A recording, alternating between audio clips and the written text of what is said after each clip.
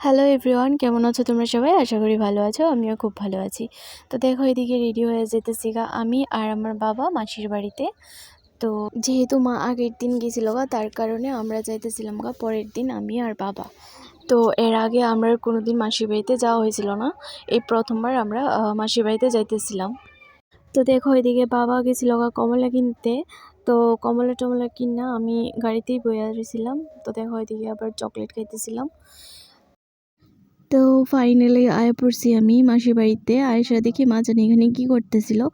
তো মাসির বাড়িতে ছোট্ট মোট্ট করে বিপদনাশিনী পূজা দেওয়া হয়েছিল। তো আমরা আয় দেখি বিপদনাশিনী পূজা শেষ। তো আমরা গেছিলাম বিকালবেলা একটু ঘোরাঘুরি করতে।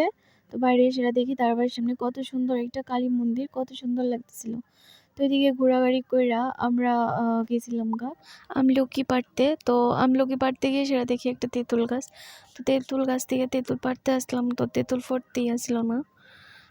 তো আমরা তেঁতুল পাড়া শেষ আয়া পড়ছি আমরা আমলকি গাছের নিচে। তো আমলকি দেওয়া আমি আর আমার ভাই মিল্লা সেরা মাত্র একটা তেঁতুল আর একটা আমলকি পাইছি মাত্র, এত কষ্ট করার পরে। যাই হোক, তারপরে আমরা ঘোরাঘুরি শেষ, তারপরে আয়া পড়ছিলাম খাইতে। তো একেবারে সন্ধ্যা হয়ে গেছিল খাইতে খাইতে।